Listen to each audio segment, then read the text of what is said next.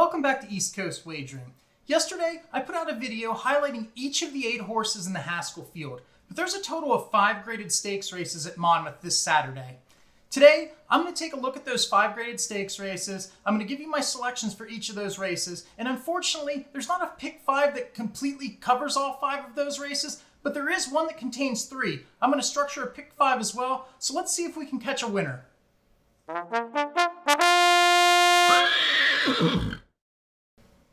The first graded stakes race is in race 8. It's the grade 3 Monmouth Cup, and we have 7 horses going a mile and an eighth on the dirt in this one.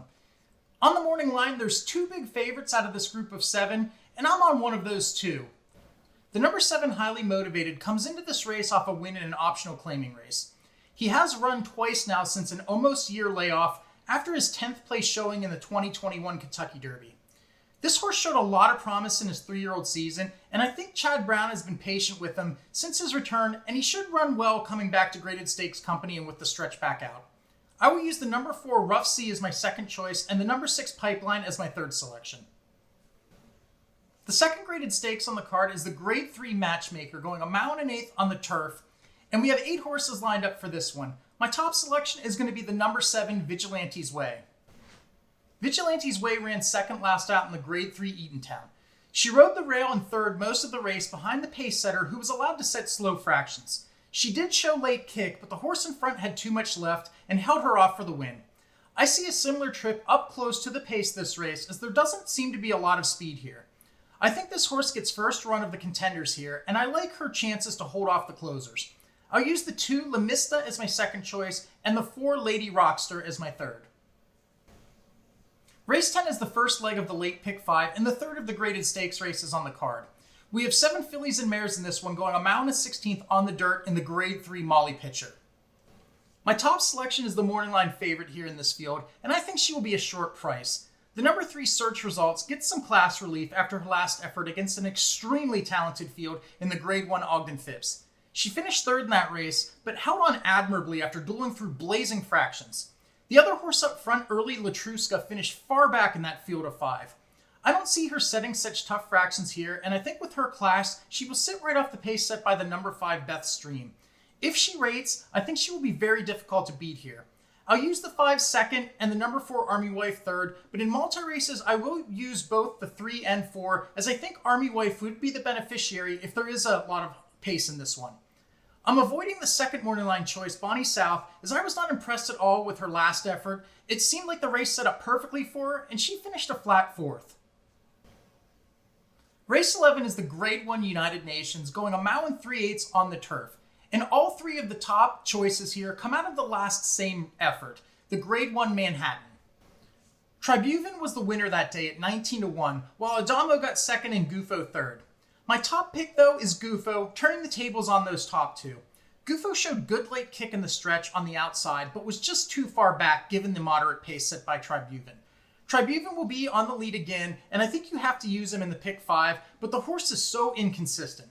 I don't see them letting this horse get away uncontested, so I think Gufo will have a better pace setup, and given the last race result, Rosario will start this horse's run earlier. In addition to those top 2, I'll use the 5, He's Pure Gold, as my third choice. The last of the graded stakes races and the middle leg of the late pick 5 is the grade 1 Haskell for 3-year-olds going a mile and an eighth on the dirt. And we have a pretty talented field this year for this race. I break down the entire lineup in a separate video if you want to go check that out. In that video, I detail that my top selection is the number 7 Jack Christopher. He is undefeated in 4 lifetime races, including his last out dominant victory in the grade 1 Woody Stevens. The question on everyone's mind is whether this horse can get the extra distance, as his pedigree does not suggest he can. My perspective is that this horse has been so dominant that he can show a slight regression and still win this race, even if he doesn't get the extra distance completely. His main competition is the number 2 Taba, but I have more questions about that horse than I do of Jack Christopher. In vertical bets, I'll use the number 1 Cyberknife second and Taiba third, but Jack Christopher is a single for me in the pick 5. The late pick 5 ends with a maiden race and a claiming race, and those are the 2 legs I will go deeper. My entire pick 5 ticket will look like this. In race 10, I'll use the number 3 Search Results and the number 4 Army Wife. In race 11, the number 4 Tribhuvan, the number 5 He's Pure Gold, and the number 10 Gufo. In race 12, as I said, I'm singling the number 7 Jack Christopher. In race 13, I'm going to go the deepest, and I'm going to go 6 deep here with the number 2 War in Paradise, the number 4 Ace Girl, the number 5 Magic Surprise, the number 6 Request for Proposal, the number 10 Open the Gate, and the number 12 Love Unlimited. And I'm going to complete the late pick 5 in race 14 going 4 deep with the number 1 Folk Hero, the number 5 Alarm Clock, the number 6 Queen's Best, and the number 7 Blind Sight. If you want to go a little lighter, I would take Army Wife out and making the bet $36, but as I have it structured right now, it's a total of $72 for a 50-cent pick 5. And here are my full card selections for the entire 14 races.